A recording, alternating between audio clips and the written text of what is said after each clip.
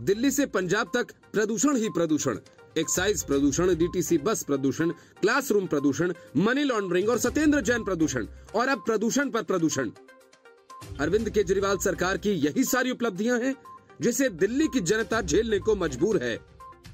सुबह सवेरे केजरीवाल भगवंत मान के साथ मीडिया के सामने नमूदार हुए और शेखी बघारने वाले अंदाज में कहा कि पंजाब में पराली जलाने के लिए मैं जिम्मेदार हूं, दिल्ली में प्रदूषण के लिए मैं जिम्मेदार हूं। उनके कहने का कुछ मतलब यह है कि अब जो करना हो सो कर लो। और केजरीवाल की इस सियासत पर बीजेपी ने मोर्चा खोला और अरविंद केजरीवाल सरकार के एक और नए घोटाले से पर्दा उठा दिया। असल में दिल्ली में बढ़ते प्रदूषण को देखकर केजरीवाल ने किया तो कुछ नहीं, लेकिन कंस्ट्रक्शन मजदूरों को 5,000 रुपए देने की घोषणा जरूर कर दी। असल में इस घोषणा के पीछे ही घोटाला है, जिस पर से बीजेपी ने पर्दा उठा दिया। बीजेपी के प्रवक्ता संबित पात्रा ने पलटवार करते हुए कहा कि केजरीवाल की नीयत में ही प्रदूषण है।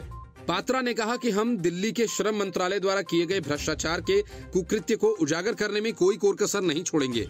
संबित पात्रा ने आम आदमी पार्टी की सरकार पर निशाना साधते हुए कहा कि आम आदमी पार्टी और अरविंद केजरीवाल की नीयत में ही प्रदूषण है।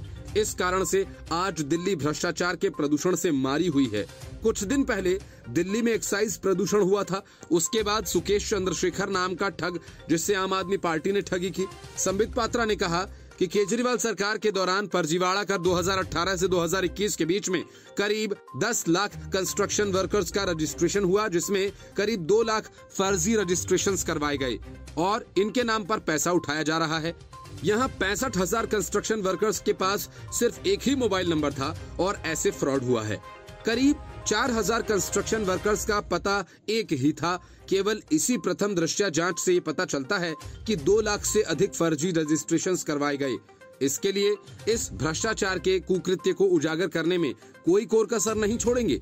बीजेपी सांसद मनोज तिवारी ने कहा कि जो व्यक्ति अपने प्रदेश को प्रदूषण में घुटता हुआ छोड़ सकता है, बस 2 घंटे के लिए प्रेस वार्ता करने के लिए आता है, वह दिल्ली की चिंता नहीं कर रहा है, वह बस चुनावी दौरे पर है। अरविंद केजरीवाल समाधान नहीं तारीख देते हैं। यमुना जी के प्रदूषण की तारीख, दिल्ली के प्रदूषण की तारीख, पराली के प्रदूषण की तारीख, आज भी एक नई तारीख दी है। केजरीवाल को अब कोई तारीख नहीं देनी चाहिए। केजरीवाल का संज्ञान दिल्ली की जनता को लेना चाहिए। सुप्रीम कोर्ट भी दिल्ली एनसीआर में बिगड़ते वायु प्रदूषण को रोकने के उपायों की मांग वाली याचिका पर 10 नवंबर को सुनवाई के लिए तैयार हो गया है। भारत के मुख्य न्यायाधीश यूयू ललित और बेला एम त्रिवेदी की पीठ ने मामले की सुनवाई के लिए 10 नवंबर की तारीख तय की है। याचिका दायर करने वाले वकील शशांक शेखर झा ने पीठ को यह बताया कि पंजाब में पराली जलाने की घटनाएं बढ़ी हैं। Report news of India.